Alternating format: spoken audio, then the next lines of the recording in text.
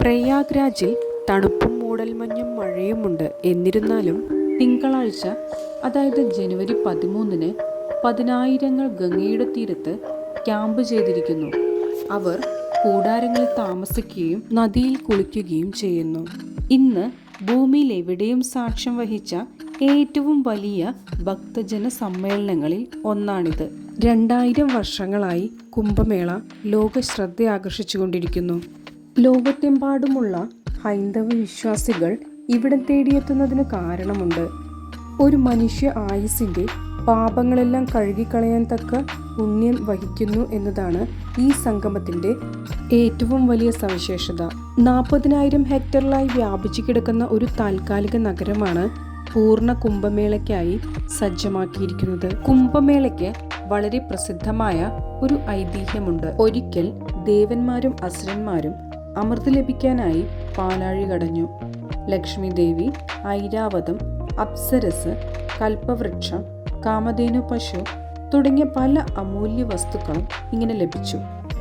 അവസാനം അമൃത് നിറച്ച പാത്രവുമായി ധന്വന്തരി പ്രത്യക്ഷപ്പെട്ടു. അമൃത കലശം പുറത്തു വന്നയുടെ അത് ലഭിക്കാനായി ദേവന്മാരും അസുരന്മാരും തമ്മിൽ യുദ്ധം തുടങ്ങി. ഈ യുദ്ധം 12 ദിവസം തുടർച്ചയായി തുടർന്നു. അസുരന്മാർക്ക് അത് ലഭിക്കാതിരിക്കാനായി ഗരുഡന്റെ പുറത്തേറി മഹാവിഷ്ണു പറന്നുപോയി. ആ പോകുന്നതിനിടയിൽ തന്നെ ഭൂമിയിലെ 4 സ്ഥലങ്ങളിൽ, അതായത് പ്രയാഗ്, ഹരിദ്വാർ, ഉജ്ജയിൻ, നാസിക് എന്നിവിടങ്ങളിൽ കലത്തിൽ നിന്ന് ഏതാനും തുള്ളി അമൃത് വീണുവെന്നാണ് വിശ്വാസം.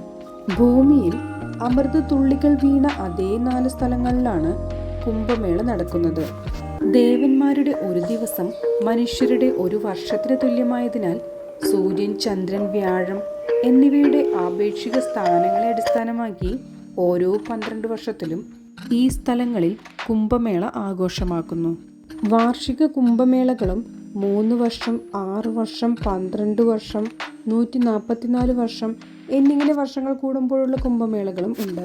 3 വർഷത്തിലൊരിക്കൽ സംഭവിക്കുന്നത് കുംഭമേള, 6 വർഷം കൂടുമ്പോൾ അർദ്ധ കുംഭമേള, 12 വർഷത്തിലൊരിക്കൽ ശുഭമുഹൂർത്തത്തിൽ പൂർണ്ണ കുംഭമേള, 144 വർഷങ്ങൾ കൂടുമ്പോൾ സംഭവിക്കുന്നത് മഹാകുംഭമേള. പ്രയാഗ്രാജും ഹരിദ്വാറും ഓരോ 6 വർഷത്തിലും അർദ്ധകുംഭം നടത്തുന്നുണ്ട്. 4 സ്ഥലങ്ങളും നദികളുടെ തീരത്താണ് സ്ഥിതി ചെയ്യുന്നത്. ഹരിദ്വാറിൽ ഗംഗയും പ്രയാഗ്രാജിൽ ഗംഗ, യമുന, പുരാണ, സരസ്വതി എന്നിവയുടെ സംഗമസ്ഥാനവും, ഉജ്ജയിനിൽ ക്ഷിപ്രയും നാസിക്, ത്രയംബകേശ്വരിൽ ഗോദാവരിയുമാണ്. കുംഭസമയത്ത് ഈ നദികളിൽ സ്നാനം ചെയ്യുന്നത് ഒരാളുടെ പാപങ്ങൾ കഴുകുകയും ആത്മീയ പുണ്യം നേടുകയും ചെയ്യുമെന്ന് വിശ്വസിക്കപ്പെടുന്നു. സന്യാസിമാരും മറ്റു പുണ്യപുരുഷന്മാരും ഒത്തുകൂടുന്ന വേദി കൂടിയാണ് കുംഭമേള. അപൂർവമായി മാത്രം പുറംലോകത്തേക്ക് വരുന്നവരാണ് നാഗസന്യാസിമാർ. ഭസ്മം മാത്രം അണിയുന്ന ഇവർ കുംഭമേളയുടെ ആകർഷണമാണ്. ഹിന്ദുമതത്തിൽ ഗംഗയുടെ പ്രാധാന്യം പ്രസിദ്ധമാണെങ്കിലും വിഷ്ണുവിന്റെ ഹൃദയത്തിൽ നിന്ന് വരാഹ അവതാരത്തിൽ ഉയർന്നു വന്നതായി വിശ്വസിക്കപ്പെടുന്നു. ഗോദാവരിയെ ദക്ഷിണഗംഗ എന്ന് വിളിക്കാറുണ്ട്. കുംഭമേളയുടെ സ്ഥലങ്ങൾ തീരുമാനിക്കുന്നതിന് ചില മാനദണ്ഡങ്ങളുണ്ട്. ഇത് ജ്യോതിഷ കണക്കുകൂട്ടലുകളെ ആശ്രയിച്ചിരിക്കുന്നു. കുംഭമേളകളിലെ 12 വർഷത്തെ ഇടവേളയുടെ മറ്റൊരു കാരണം വ്യാഴം സൂര്യനെ പരിക്രമണം ചെയ്യാൻ 12 വർഷമെടുക്കുന്നു എന്ന വസ്തുതയാണ്. വ്യാഴം കുംഭരാശിയിൽ സൂര്യനും ചന്ദ്രനും യഥാക്രമം ഏരീസ്, ധനുവിൽ ആയിരിക്കുമ്പോൾ കുംഭം ഹരിദ്വാറിൽ നടക്കുന്നു. വ്യാഴം വൃഷഭരാശിയിലും സൂര്യനും ചന്ദ്രനും മകരത്തിലും ആയിരിക്കുമ്പോൾ കുംഭം പ്രയാഗിൽ നടക്കുന്നു. വ്യാഴം ചിങ്ങത്തിലും സൂര്യനും ചന്ദ്രനും കർക്കിടകത്തിലുമായിരിക്കുമ്പോൾ കുംഭം നാസിക്കിലും ത്രയംബകേശ്വരത്തും നടക്കുന്നു. അതിനാലാണ് അവയെ സിംഹസ്ഥ കുംഭം എന്ന് വിളിക്കുന്നത്. കുംഭത്തിൽ തീർത്ഥാടകർ എന്താണ് ചെയ്യുന്നത്? ചിലർ പാപങ്ങൾ കഴുകാൻ നദിയിൽ ഒരു ആചാരപരമായ സ്നാനത്തിന് വരുമ്പോൾ കൽപ്പവാസി എന്ന് വിളിക്കപ്പെടുന്ന പലരും നദീതീരത്ത് തങ്ങുന്നു. ഭൗതിക വിഭവങ്ങൾ സമ്പാദിക്കാനുള്ള ദൈനംദിന പോരാട്ടത്തിൽ നിന്ന് ഇടവേളയെടുത്ത് പകരം ആത്മീയ കീർത്തി നേടുന്നു. പലരും ഇവിടെ വിവിധ തരത്തിലുള്ള സംഭാവനകൾ നൽകുന്നു. വലിയ ആൾക്കൂട്ടത്തിനൊപ്പം വാണിജ്യത്തിനുള്ള അവസരവും വരുന്നു. കൂടാതെ പ്രാദേശിക സമൂഹങ്ങൾക്ക് മേള നിർണായകമായ ഒരു വിപണിയായി പ്രവർത്തിക്കുന്നു. ചരിത്രപരമായി വെനീഷ്യൻ നാണയങ്ങളും യൂറോപ്യൻ കളിപ്പാട്ടങ്ങളും മേള മാർക്കറ്റുകളിൽ കണ്ടതായി രേഖകളുണ്ട്. കുംഭപർവം ഒരു സാധാരണക്കാരന് ഒരു കൂട്ടായ്മയുടെ ഭാഗമായി നിലനിൽക്കാനുള്ള അവസരമാണ്. പുണ്യത്തിനായി ശ്രമിക്കുന്ന ആൾക്കാരുടെ കൂട്ടായ്മ കൂടിയാണിത്. മകരസംക്രാന്തി, വസന്ത പഞ്ചമി തുടങ്ങിയ ചില ദിവസങ്ങൾ പ്രത്യേകം ശ്രേഷ്ഠമാണ്.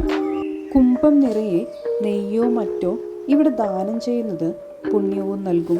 ഭക്തർക്ക് പുണ്യപുരുഷന്മാരെ കാണാനും മതപരവും ആത്മീയവുമായ മാർഗനിർദ്ദേശം നേടാനും കഴിയും.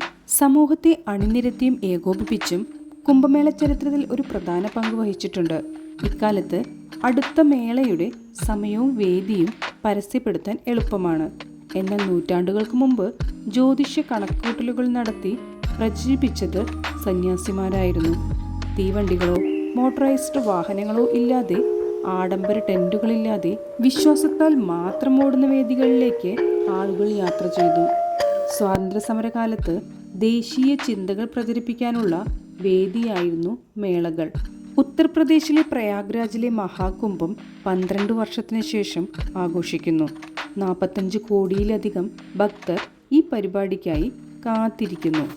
മേള നടക്കുന്ന ക്ഷേത്രത്തിലെത്തുന്ന ഭക്തരുടെ സുരക്ഷയും ഉറപ്പാക്കാൻ rapid action force, police, central reserve police force എന്നീ ടീമുകളും സ്ഥലത്തുണ്ട്.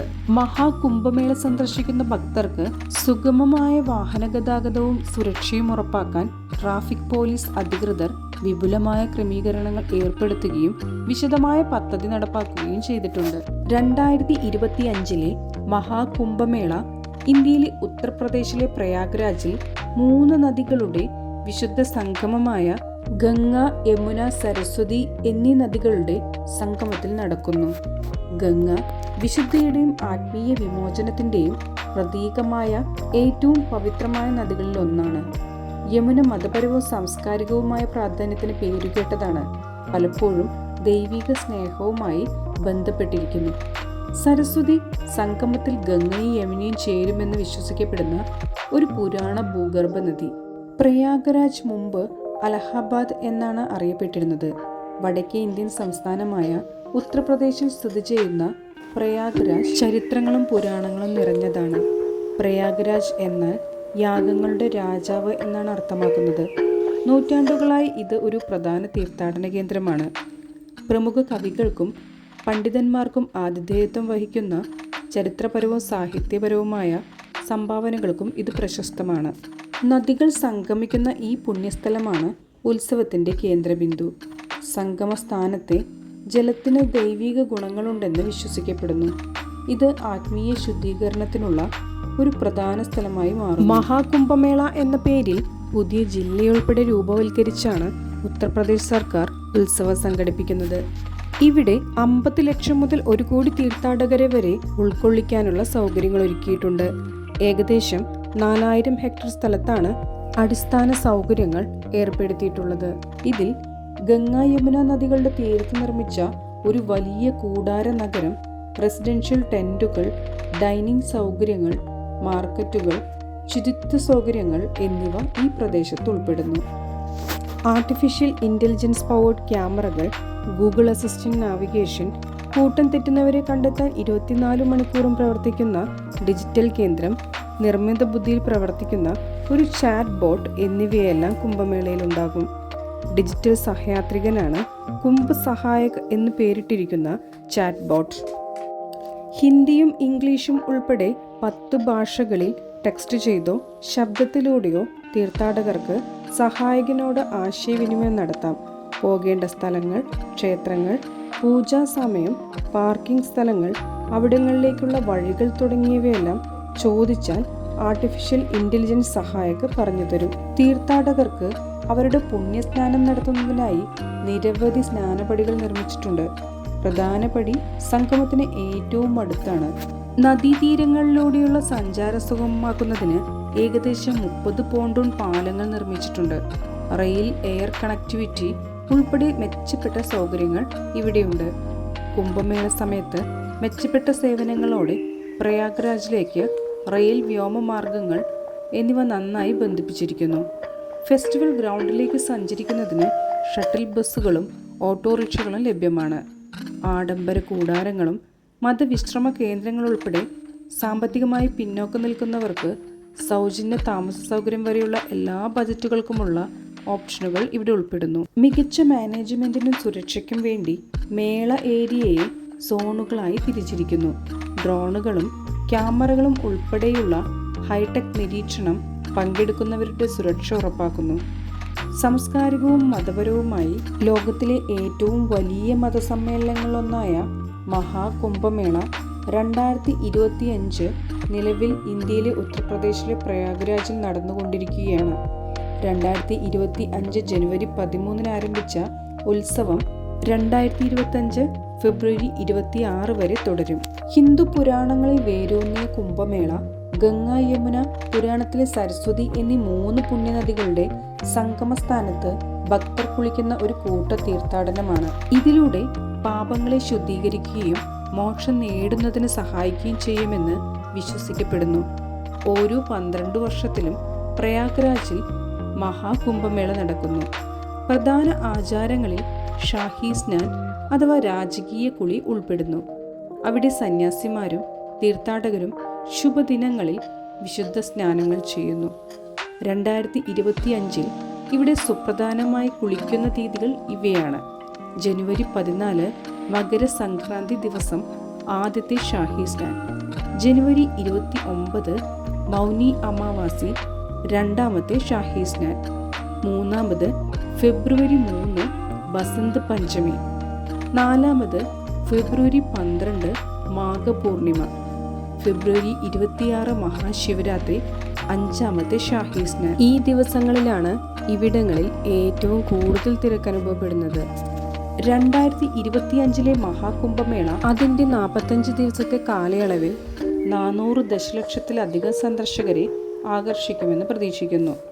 ഈ വൻതോതിലുള്ള വരവ് ഉൾക്കൊള്ളാൻ അധികാരികൾ ഏകദേശം 4000 ഹെക്ടറിൽ ഒരു താൽക്കാലിക നഗരം സ്ഥാപിച്ചിട്ടുണ്ട്. ഇതിൽ 1,50,000 ടെന്റുകളുടെ നിർമ്മാണം, ഏകദേശം 1,50,000 ടോയ്ലറ്റുകളും മൂത്രപ്പുരകളുമുള്ള വർദ്ധിച്ച ശുചിത്വ സൗകര്യങ്ങൾ, റോഡുകളും 30 പോണ്ടൂൺ പാലങ്ങളും പോലുള്ള മെച്ചപ്പെട്ട അടിസ്ഥാന സൗകര്യങ്ങളും ഉൾപ്പെടുന്നു. ദശലക്ഷക്കണക്കിന് ആളുകളുടെ സുരക്ഷ ഉറപ്പാക്കിക്കൊണ്ട് ഏകദേശം 50,000 പോലീസ് ഉദ്യോഗസ്ഥരാണ് ഇവിടെ സുരക്ഷിതമാക്കിയിരിക്കുന്നത്. കൂടാതെ ആർട്ടിഫിഷ്യൽ ഇന്റലിജൻസ് പവർ ചെയ്യുന്ന നിരീക്ഷണ ക്യാമറകളും ഡ്രോണുകളും അനുബന്ധമായി നൽകുന്നു. ആരോഗ്യ സേവനങ്ങൾ ശക്തമാണ്.